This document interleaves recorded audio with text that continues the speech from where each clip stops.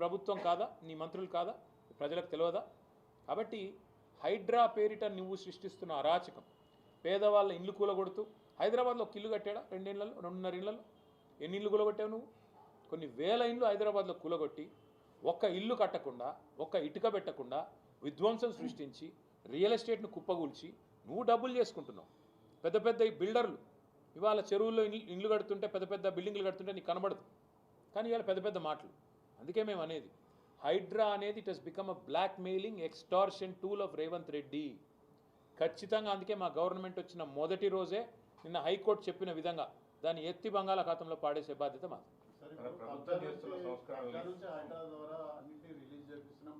కబ్జాలు తిరుపతి రెడ్డి కబ్జాను రిలీజ్ చేయమనండి. తిరుపతి రెడ్డి కబ్జాలో ఉన్న శిఖం భూమిని రిలీజ్ చేయమను. అనుముల తిరుపతి రెడ్డి బిల్డింగ్ కూలగొట్టమను. రేవంత్ రెడ్డి కోస్గిలో కట్టిన రెడ్డి కుంటలో కట్టిన ఇల్లు కూలగొట్టమను. మంత్రి వివేక్ కట్టిన ఇల్లు కూలగొట్టమను. మంత్రి పొంగులేటి శ్రీనివాసరెడ్డి ఎఫ్టీఎల్లో కట్టిన ఇల్లు కూలగొట్టమను. అప్పుడు నమ్ముతారు పేద ప్రజలు నిజంగానే న్యాయం, చట్టం, ధర్మం అందరికీ ఒకటే. అంతేగాని కూకట్పల్లిలో బుచ్చమ్మ ఆమె ఇంటికి స్టిక్కర్ వేస్తే ఆమె ఉరిపోసుకొని చచ్చిపోయింది. ఎవడిస్తాడండి ప్రాణాలు తెచ్చి? రంగనాథ్ ఇస్తాడా, రేవంత్ రెడ్డి ఇస్తాడా? ఏం మాట్లాడుతున్నారు? సిగ్గుండాల. హైకోర్టు 65 సార్లు కంటెంప్ట్ ఆఫ్ కోర్ట్ ఒక అధికారి మీద చరిత్రలో ఎప్పుడన్నా ఉందా? 65 సార్లు హైకోర్టు చెప్పినా కూడా నువ్వు వినవంటే ఇంకా నువ్వు ఎవడు చెప్తుంటావు? నేనే రాజు, నేనే మంత్రి, నేను హిట్లరు అని చెప్పి నీది నువ్వు అనుకొని హిట్లర్కు ఇష్టమైన పదం HYDRAA. I demolished like anything. Iran, Israel మాదిరిగా నేను శీతలావస్థలోకి మొత్తం హైదరాబాద్ని తీసుకొని పోతున్నా. ఇదా రాజకీయం? ఇదా ఒక ముఖ్యమంత్రి చేయాల్సిన పని? ఇవాళ నేను అడుగుతున్నా సూటిగా రేవంత్ రెడ్డిని, హైడ్రా నువ్వు చెప్పినట్టు రిఫార్మ్స్, సంస్కరణ అయితే ఎందుకు నీ అన్న ఇల్లు కూలగొట్టట్లేదు? నీ అన్నకు హైకోర్టు స్టే ఉందని నువ్వు చెప్తావు. హైకోర్టు స్టే ఉన్న వేరే వాళ్ళ ఇల్లు ఎందుకు కూలగొడుతున్నావు? మరి వేరే వాళ్ళు కాగితాలు చూపెడుతున్నారు కదా, అయ్యా మాకు స్టే ఉందంటే ఆ కోర్టు పేపర్ అని గిరాటేస్తున్నారు, పక్కకు వారేస్తున్నారు. ఒకటి కాదు కదా, ఎన్ని వేల ఇండ్లు కూలగొట్టారు మీరు? ఎంతమందిని బెదిరించి డబ్బులు వసూలు చేస్తుంది హైడ్రా తెలవదా? బిల్డర్లందరినీ బెదిరించి వాళ్ళ దగ్గర ఆర్ఆర్ ట్యాక్స్ వసూలు చేస్తున్న మాట వాస్తవం కాదా? ఒక్కొక్క బిల్డర్ దగ్గర ఇవాళ స్క్వేర్ ఫీట్కి 200 రూపాయలు తోలు తీసి వసూలు చేస్తున్న మాట వాస్తవం కాదా? వాళ్ళు వినకపోతే హైడ్రాని వాళ్ళ మీద గుసిగొలుపుతున్న మాట వాస్తవం కాదా? హైడ్రా అనేది ఒక వేట కుక్కలాగా మారింది రేవంత్ రెడ్డికి. ఆ వేట కుక్కను పంపించి దాన్ని పెట్టుకొని బ్లాక్మెయిల్ చేసి డబ్బులు దండుకోవడం, అందులో కొంత వాటా రాహుల్ గాంధీకి, కొంత బీజేపీకి ఇవ్వడం. అదే కదా నువ్వు చేసేది.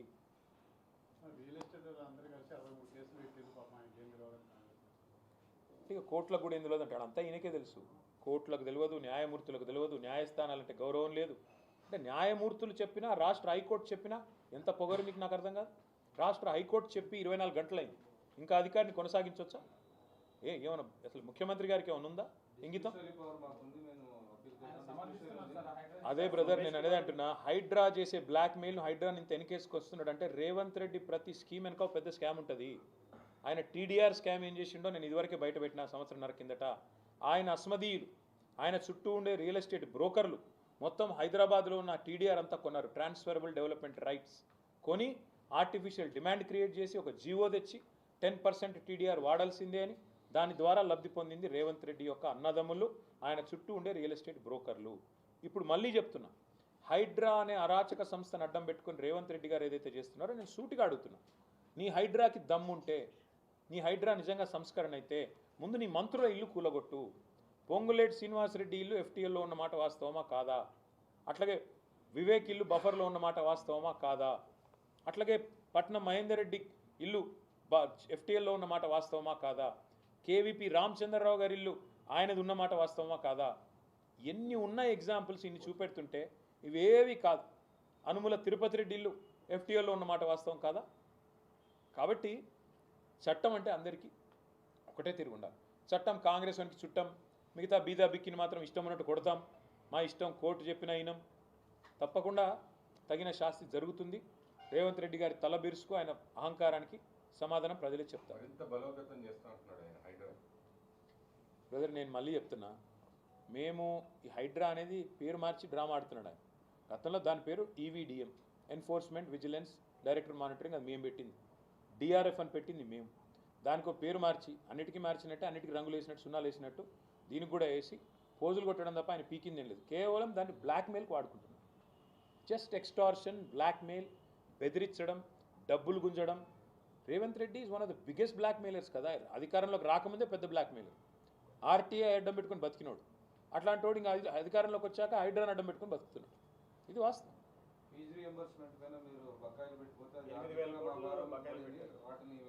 శాతగానోడు అసమర్థుడు అదంటారు కదా, చెల్లని నాణానికి గీతలు ఎక్కువ, శాతగానోడికి మాటలు ఎక్కువ.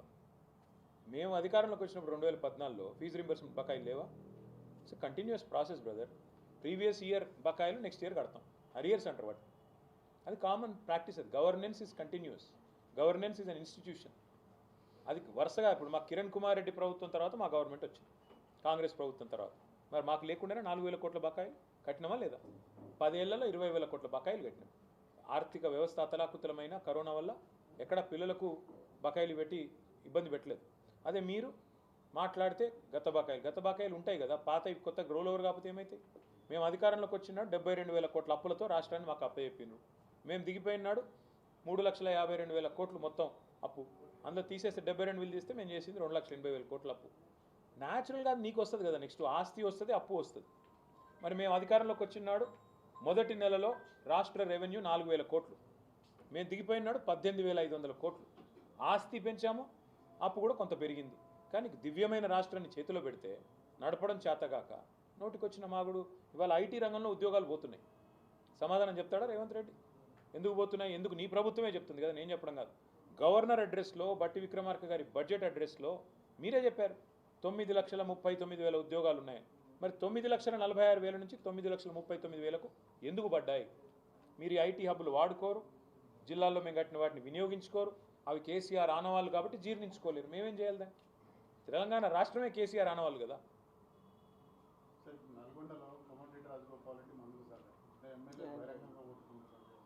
అది వాళ్ళ అంతర్గత ఇష్యూ, మాకేంటి? వాళ్ళు ఏమైనా కొట్టుకొని గుద్దుకొని. నీట్ పరీక్షా పత్రాలకు వ్యతిరేకంగా దేశవ్యాప్తంగా యువత ఇది ఓన్లీ ఒక నీట్ పరీక్షా పత్ర లీకేజీగా ప్రజల్లో వచ్చిన, ఈ విద్యార్థి యువతలో వచ్చిన ఇదిగా చూడవచ్చా? లేదు దేశవ్యాప్తంగా ప్రజల్లో ప్రత్యేకించి విద్యార్థి యువత ఫస్ట్ టైం మోడీ ప్రభుత్వం వచ్చిన తర్వాత ఒక తిరుగుబాటు జెండా, ఏ రాజకీయ పార్టీ అండా లేకుండా తిరుగుబాటు జెండా ఎగిరేసింది దేశ యువత. అది నీట్ అనేది కేవలం ఒక ట్రిగర్గా మాత్రమే పనికొచ్చింది తప్ప అంతకంటే ముందే పేరుకుపోయిన అసహనం, వివిధ రంగాల్లో ప్రభుత్వం యొక్క వైఫల్యం వల్ల పేరుకుపోయిన అసహనానికి మొన్న జరిగిన ప్రొటెస్టులు ఒక ప్రతీకగా చూడొచ్చు. మోడీ గారు వారి ప్రభుత్వం వచ్చిన కొత్తలో దేశానికి చెప్పింది ఏమంటే 2022 కల్లా ప్రతి సంవత్సరం 2 కోట్ల ఉద్యోగాలు ఇస్తా అని చెప్పారు. మరి ఇప్పుడు 12 ఏళ్ళు అయింది. ఈ పాటికి 24 కోట్ల ఉద్యోగాలు సృష్టించి ఉండాలి. అది జరిగింటే యువతలో అంత అసహనం ఉండదు. లేదు, జరగలేదు.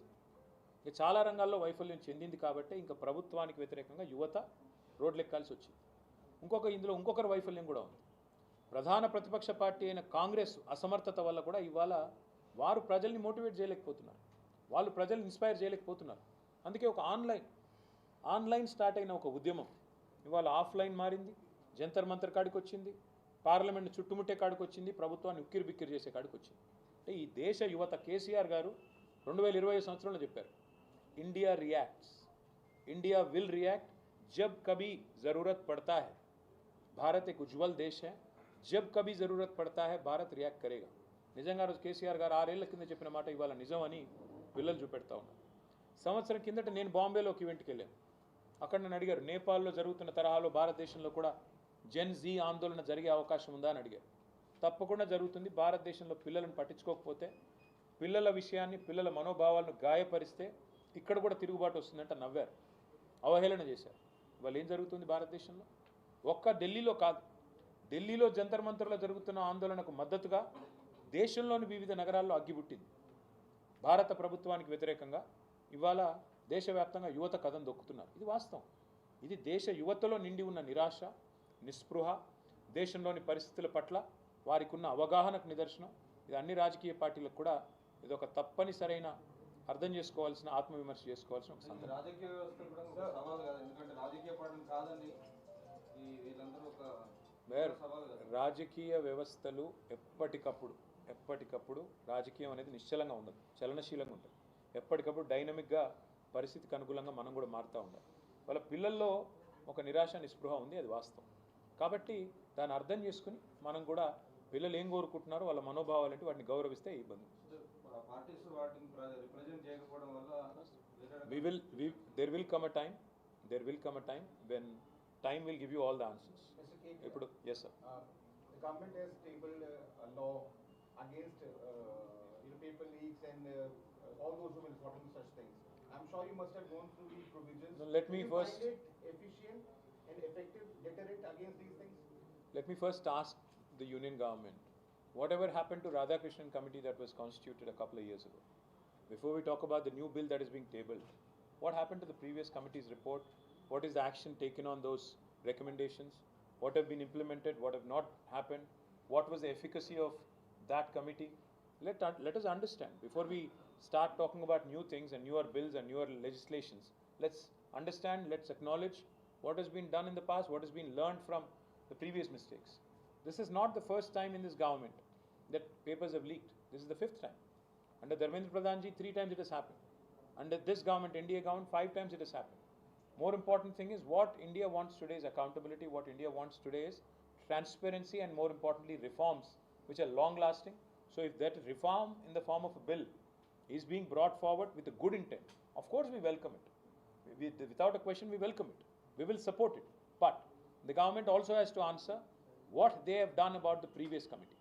Radhakrishnan committee का क्या हुआ? उसका recommendation क्या कहाँ गया? और उसका नतीजा क्या निकला? ये भी बताना होगा पहले तो.